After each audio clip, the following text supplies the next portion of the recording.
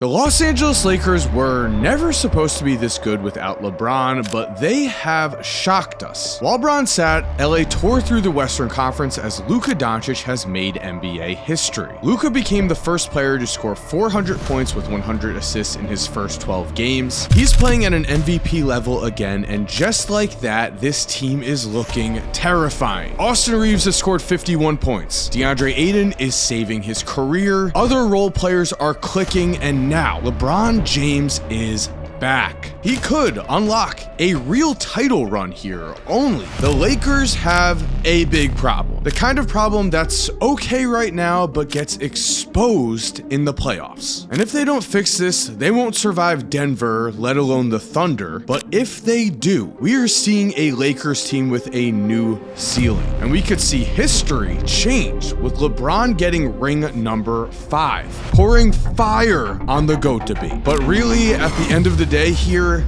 everything is going to rely on what they do next.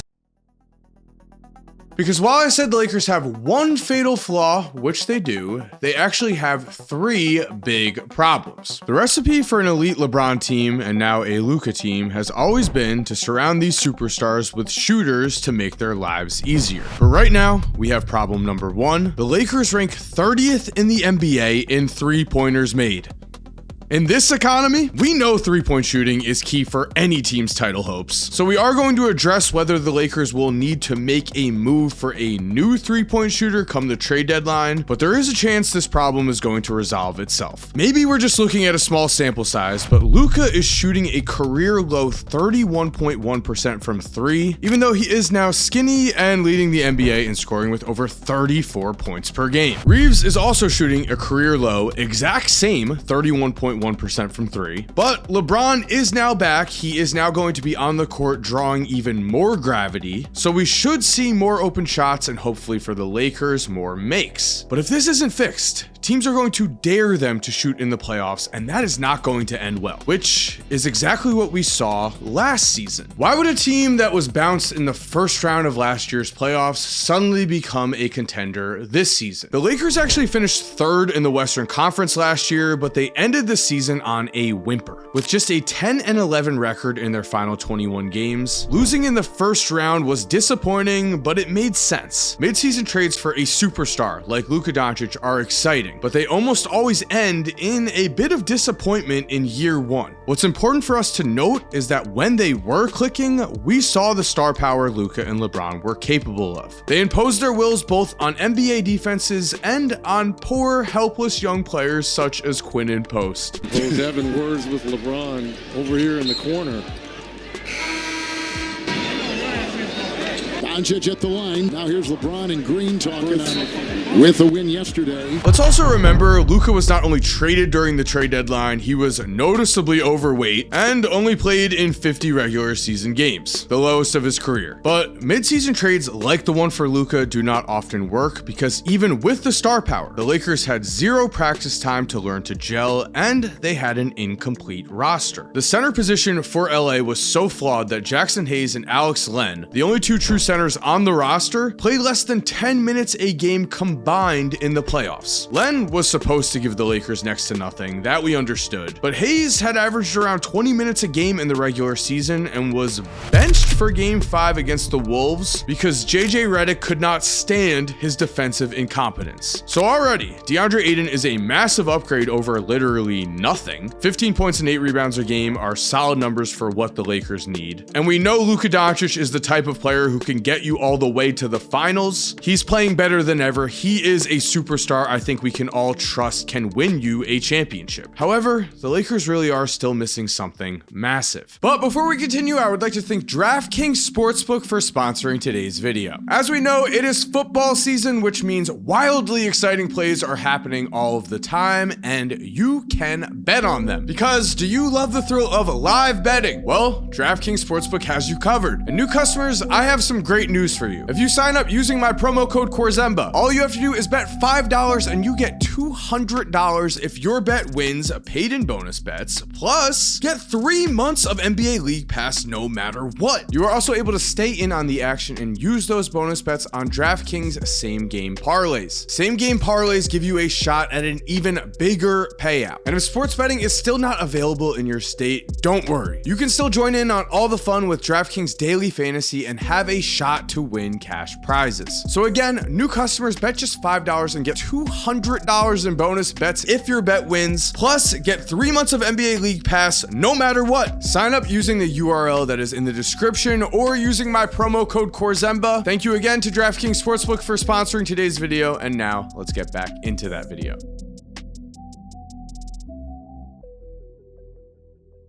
Which leads us to problem number 2. The Lakers are also dead last in turnover percentage. Can LeBron coming back to this team help here? Yes, but something is off. Luka has been leading this offense, and with the 2024 Mavericks, Luka led Dallas to the 4th best turnover percentage in the league. So while Luka is averaging 4.3 turnovers a game, which seems high, that's actually very normal for his career stats and such a high usage player. If LeBron plays the role that he's been saying he is going to play, willing passer, willing ball handler, more of a glue type star, he is going to help a lot here. And like I mentioned earlier, if LeBron wins ring number 5, that is going to reopen so many GOAT conversations. You can have your own opinion there, but what we know for sure here is that LeBron has the motivation to end his career on the ultimate high, a championship. With that said, this roster might need some work. Marcus Smart came in to play defense, but he's averaging 2 turnovers a game to just 2.9 assists. Ayton is scoring well, but he's averaging 2.4 turnovers as a center. JJ Redick has most likely developed ulcers watching this. You cannot turn the ball over like this in the playoffs. That is also a recipe for disaster, but the problems keep rolling here because the most fatal flaw of all is actually this team's lack of an elite offensive identity. NBA champions do come in different packages, but they always follow the same formula. In the last 10 seasons, every single title winner has finished in the top 6 in either offensive rating or defensive rating in the regular season. So while we hear defense wins championships, as a group, these 10 title winners actually finished better offensively on average than defensively. And here is problem number 3, the fatal flaw of the Lakers right now. Their defense is not elite, sure, but with their roster, their path to championship contention is their offense. They need to get that offensive rating to top 6 or better. The 2023 Nuggets, 2021 Bucks, and 2018 Warriors all had defensive rating ranks of 10th or worse, but they had top 6 offenses. The Lakers need to clean up their 3-point shooting. They need to clean up their turnovers. But I will say, if you're a Lakers fan at least, we do have some good news. The possible path is there. Let's remember that in 2024, Luka did lead the Mavericks, who were 10th in offensive rating and 18th in defensive rating, not only to the NBA Finals, but he beat the Thunder in the 2nd round in the process. The Thunder are last year's champions. They are on pace to set the wins record. The Thunder's last playoff series came at the hands of Luka and PJ Washington, as in the series deciding Game 6 with a controversial call. 10 seconds left. Doncic drives, backs him down, gets deep, gives it up. Washington, double clutch 3. No, the tip in, and they're going to call a foul on the shot. Boy, it looked like he got ball first, right? I bring up this series to emphasize that both Luka and LeBron are playoff killers. Luka may have never won a championship yet, but listen to this stat. For their careers, both Luka and LeBron have averaged over 28 points, 8 rebounds, and 7 assists a game in the playoffs. They're the only 2 players in history to reach those benchmarks. Wild. Even crazier, Luka and Michael Jordan are the only 2 players in history to average over 30 points per game in the playoffs. So what we need to take away here is that if you put Luka and LeBron on the court with a talented enough roster, especially Luka at this point, who is in his absolute apex prime, sometimes the best guy on the court does win, sometimes a super team like the Oklahoma City Thunder goes down. And Luka always has the chance to be the best player on any basketball court on the planet Earth. He does need the right roster around him though. So we're going to finish this video by asking what happens if the three-point shooting and turnover problems do not solve themselves and instead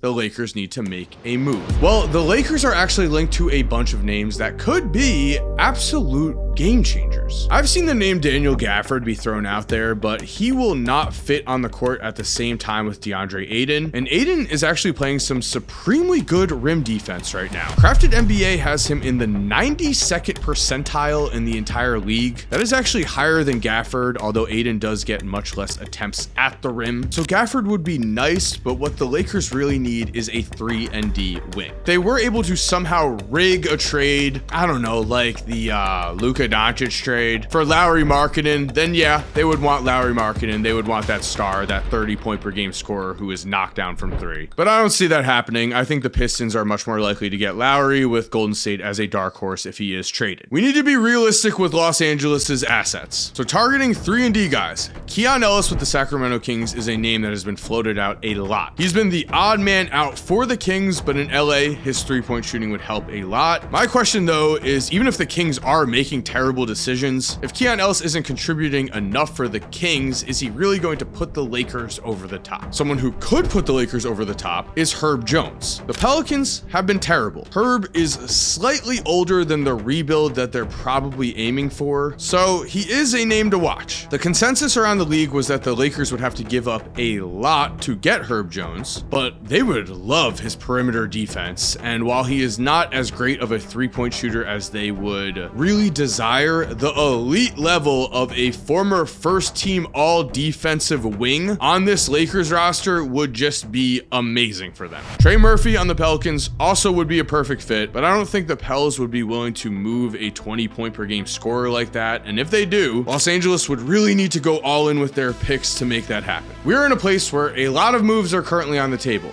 but the right move, that could lead all the way to an NBA championship. The biggest name I'm currently seeing that might make the most sense is Andrew Wiggins. Wiggins' value is not exactly sky high, and here is what a Wiggins trade would look like before any picks would be involved. In the finals, Andrew Wiggins has been a monster before. He has championship DNA, he is able to knock down the three ball at a pretty consistent rate, and he plays defense for a wing, which is what the Lakers need. Again, Los Angeles is going to be exploring a lot of options, so I also want to mention Jeremy Grant here. He is a sleeper for me as he's getting paid a lot, but might be a great candidate because Grant does not fit the Blazers' rebuild. If Portland falls out of the play-in game picture especially, Grant is expensive, but he's averaging almost 20 points per game and he is shooting over 40% from three. Might be a sneaky trade there. And ending this video, I think our biggest takeaway should be the Lakers are actually really close, maybe much closer than a lot of people think. They do need to commit to a path of offensive greatness, but they don't need a superstar type move to get them there. They just need to hit on the right trade, get the right role player, and then watch to see if Luka, LeBron, and Austin Reaves can outperform anyone else's big three. So there we have it. Thank you for watching today's video. If you like this video, I think you're really going to like the videos that are currently on the screen right now. If you're already subscribed, thank you so much for supporting. You are awesome. We all know it. And as always, have an awesome day and peace.